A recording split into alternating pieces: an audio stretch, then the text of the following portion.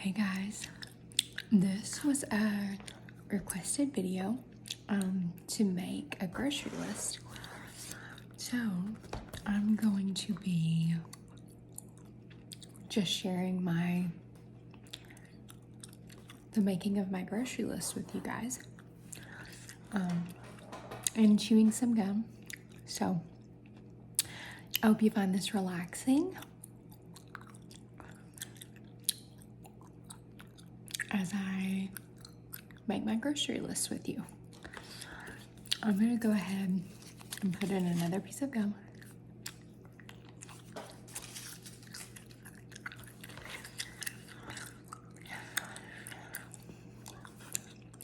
So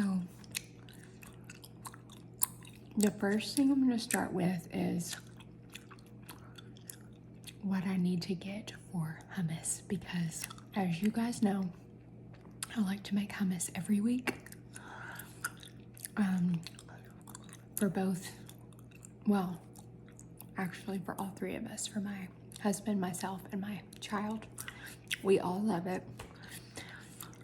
So I make it at least once a week.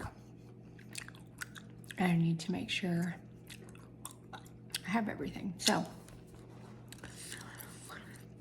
the first thing I need to get is chickpeas.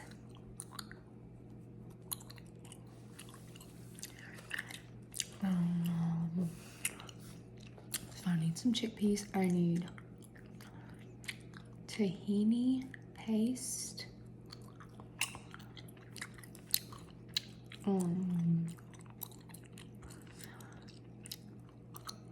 I know this now off the top of my head without having to look at my recipe because I make it so much.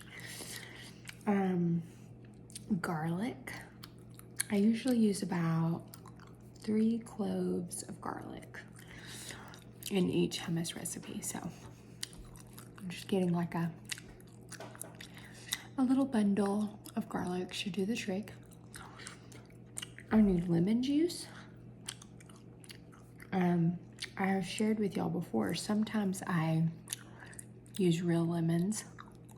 Sometimes I just use a bottle of lemon juice. I need some of that. I need salt in this recipe also, but I have that, so I don't need to put that on my list. Got salt. What else? Is that it? Chickpeas, tahini, lemon juice, garlic, salt. I think that's everything. Somebody mentioned to me recently that they like red bean hummus. And I was trying to think if I have ever even had that, but I really don't think that I've even tried it. But I might should do that. Okay, so everything for hummus now. With hummus, I like to have carrots. I'm gonna put those on the list because we need some more carrots. I often like to have red bell pepper with hummus. Red bell pepper. What else? We love pretzel sticks. Pretzel sticks.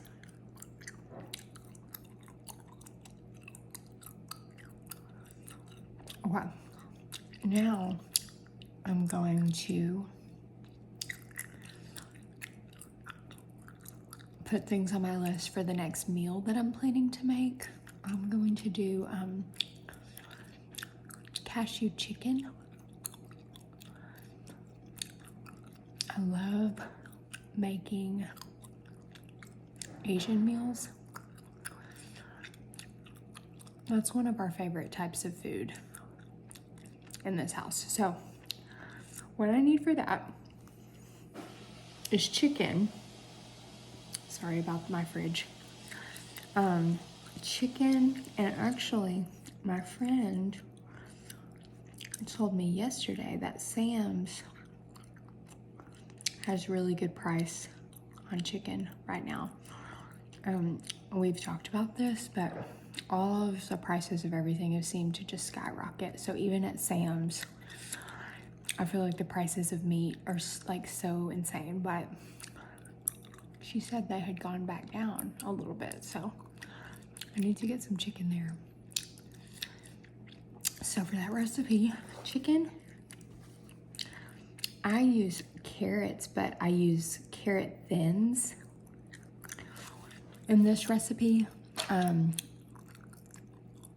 You could also just use whole carrots and either chop them up or like shred them, but I just buy like the carrot thins so that all I have to do is like dump them in the pan, basically. So carrot thins, broccoli, and I just get like 2 to 3 heads of broccoli from the produce section to use. I will say I tried recently, just because of the price, I tried to get like bags of frozen broccoli to use as like my veggie for certain meals, and it's just not the same. I like for my broccoli to have like some kind of little crunch, like have some, but when you get it frozen, even if you try to saute it, even if you don't just microwave it, because you can do that, you can microwave it, and especially then, it's just soggy. I feel like the broccoli is just soggy and disgusting. But even if you saute it from the bag, it's still not very good. So fresh broccoli is the best way to go, as with most things. But so I'm gonna get fresh broccoli. I'm gonna say 2 to 3 heads of broccoli, depending on the size. It can vary how many I get based on how big they are. And I have actually started, when I'm chopping up broccoli, I have started, like I take off the end of the stem, but I still use some of the stem and like cut it up to saute, because the texture is nice and it tastes the same. I used to discard the whole stem, but I like it, so I've started using those pieces. And I learned that because often for like in the summertime, when my family does like a big cookout or something like this, we will make broccoli salad, and that requires so much chopped broccoli. And I was helping with that one day this summer, and I realized that we used almost the entire broccoli head or crown. I guess it's called broccoli crown. Even the stem you would chop up and put in the broccoli salad, and I realized that we really like the taste and texture of that, so why don't I just start using that as well in what I saute for dinner? So we've been doing that, and actually it kind of requires me to buy less because I'm using more of the crown than I used to. Okay, so chicken, carrot thins, broccoli. What else do I get? I also, and I'll just put this ×2 on the red bell pepper. I like red bell pepper in my cashew chicken, but my husband does not, so I have to do that separately for myself because he doesn't like the taste of it. I need onions. My husband does like onions, thankfully. So I put onions in there also. What else? That may be the bulk of what I put when I'm actually making it. I have realized, like, it is called cashew chicken. I've realized that I prefer to put the cashews on top. When the meal is like hot and ready to serve, I put the cashews on top, because when you mix them in, they can start to kind of get soggy and soft, the cashews. And I don't prefer that. If I'm gonna eat cashews with the meal, I want them to be crunchy. I feel like that's better that way. So I do need cashews, and I'm gonna put those on top. Another thing I put on top with this meal is green onions. So I need that, green onions. Now, for the sauce, I'm gonna jot down the things that I need for the sauce, and then I'm gonna have to go check and see what I actually have already that's required for this. So I need peanut butter. And usually for our day-to-day use of peanut butter, we get the natural peanut butter that has like no sugar added. The only ingredients is peanuts and sometimes a little bit of salt. So I can use that in this recipe. It's better to use that, but sometimes I just use regular creamy peanut butter because the consistency of the sauce might be better. I'll have to look and decide what I want to do because I usually use creamy peanut butter. And the natural peanut butter is creamy, but it has more of a texture to the sauce than just like the creamy peanut butter that has added sugar and stuff. So I'll have to look. I know I have natural peanut butter in my pantry, but I'm not sure if I'm going to use that. Okay, I need soy sauce. And we like to get the low sodium soy sauce. And honestly, like I use so much salt in my diet, so it's not that I even like necessarily care so much about the amount of salt that's in the soy sauce. I just prefer the taste of the low sodium soy sauce over the regular. I don't know if you guys notice a taste, but it's just a little lighter, it seems like. It has like a lighter taste. Okay, peanut butter, soy sauce, fish sauce. Now, I don't love the taste of fish sauce.